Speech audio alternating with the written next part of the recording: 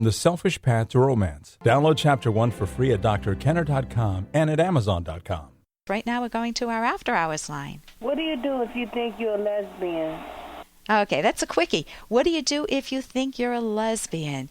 Now that translates into what do you do if you're a woman and you feel more sexually attracted to women than to men, or to a particular woman than to men? So you could say the same thing if you were heterosexual. What do you do if you think you're a heterosexual? I mean, none of us would ask that question. So the problem with being, in quotes, or the problem in quotes, and being a lesbian is many people see it as a moral issue. And also, in the context of your own life, it may impact your life greatly. If you're married, if you have kids, or if you're dating a guy, what if you have much more feelings towards women than you do towards men? Well, I say no deceit. You've got to first spend the time to understand yourself. Do the introspective work. When am I attracted to women? When did this begin? Is it just at fantasizing? Is it at work? Have I experimented? Would I like to experiment? Am I attracted to a particular person? Or is it just in rebellion against a particular man or a particular men? Maybe I've had some bad experience with men. Maybe I've learned to please my dad my whole life, and now I need to please the men in my life. So sex is just a duty. You can't make sex a duty. If you're in a heterosexual relationship and that's the problem, then it may not be that you need a woman. It may be that you need more self-assertion, to hold on to yourself, to tell what feels good for you, what doesn't, what's a turn-off. So this is a totally private choice. This is not a moral issue. If you choose to be with a woman, it is your life. You have every right to go that route. You may get some problems from family members. If you have kids, that can complicate matters tremendously, and you want to handle it with tact. You don't want to be one of these angry people in the gay or lesbian movement that make the whole movement look bad.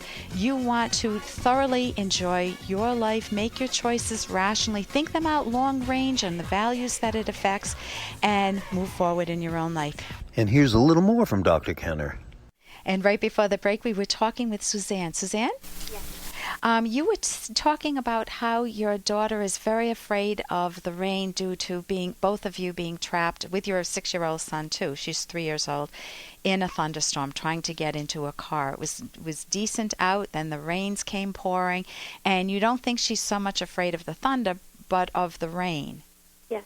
And that it's preventing her from breathing freely, from enjoying her life, from going out and enjoying music outside at school. Yes, right. she won't go outside at all. And before that, she loves to be outside. Okay, so what does she say? What are her specific words? If she was standing at the door and you're about to go outside, you say she says no rain. What else does she say? That's it. No, inside, she says. Inside. No rain, no rain? No rain, want to go inside. Want to go inside. So what do you typically say to her? I try and ease her fears. I say, it's not raining. Look at the sky. It's beautiful. There's no clouds. It's sunny. I try to do anything to ease her fears, but what I'm doing doesn't seem to work. What does she love outside that might make her shift her focus to something else? Like if she's got a puppy dog outside that she likes, and I don't mean go... She loves to play on the swings. It's swings. Like her favorite thing. Yeah. We have a swing set in the backyard, and I'm like, come on, let's go out in the swings. She won't go. And then I might say to her, honey, I know you were scared by that rainstorm, and rain, that was a little scary. I might empathize with her. I got really wet. You said I might tell her it wasn't scary for me, but I didn't like getting wet. It wasn't a fun day. But sometimes rain is like that, and most of the time rain can be silly. For example, if the sprinklers are running and it's a really hot day, you can run through it. We can water the grass. You can have a teeny little squirt gun, one that looks not like those big ones that the kids have. Mm-hmm. It can be silly. It can be, you have a watering pot that looks like it's raining, not that, that comes out. We water the plants. And that's silly rain. There can be fun rain. There can be goofy rain. You can make different categories of rain. And when you feel like coming out to the swing, I'll be outside today, hon. So I should empathize with go her. Outside, but encourage. I would encourage her. Now, if you have to go outside, then there's no question. It's, I can understand that you're afraid of rain. Let's see. It doesn't look like it's going to rain today, and even if it does, maybe it will be silly rain today, or fun rain, or I don't know, even come up with a rain song that's playful. You want to try to empathize with her so she doesn't fight a battle with you, because otherwise it ends up being not so much the rain, but you don't understand me, Mommy. I'm really afraid. And it's more the you don't understand than I'm really afraid. That's upsetting her.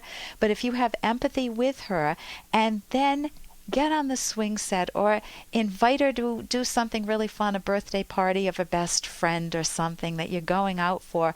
And if you don't make it into a big thing, I know you were a little afraid of that rain before. Let's go on out and see. You can even carry your umbrella today if you want to.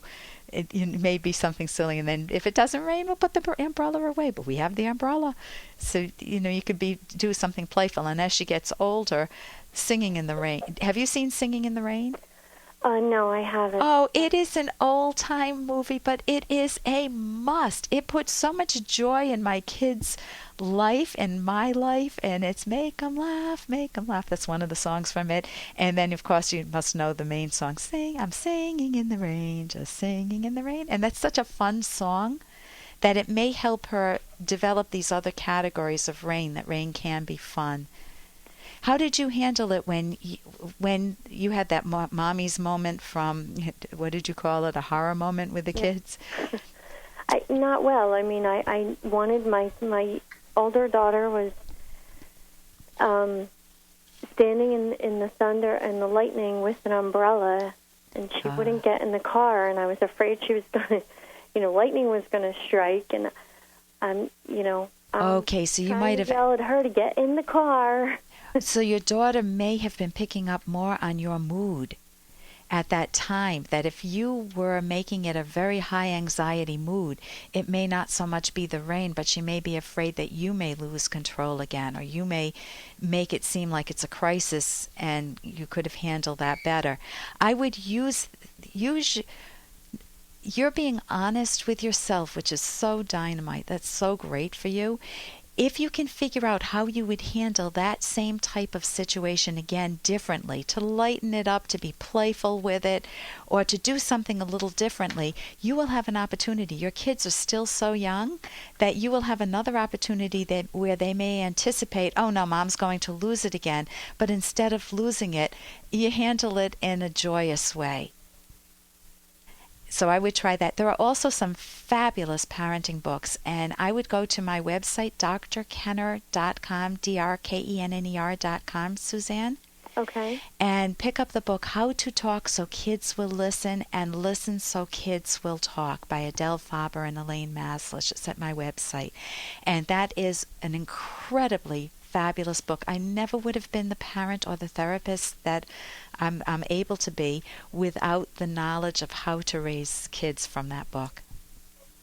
So Thank you so very much for your call. And give me a call back. Let me know how things go. Okay, thank you. Okay, thank you, Suzanne. Bye-bye. Bye-bye. For more Dr. Kenner podcast, go to drkenner.com and please listen to this ad. Here's an excerpt from The Selfish Path to Romance by clinical psychologist Dr. Ellen Kenner. In deciding whether to forgive your partner for an injustice, consider, is there evidence that the person has really changed? The more serious the offense or the more long-term the problem, the longer it takes to know if the partner has genuinely reformed.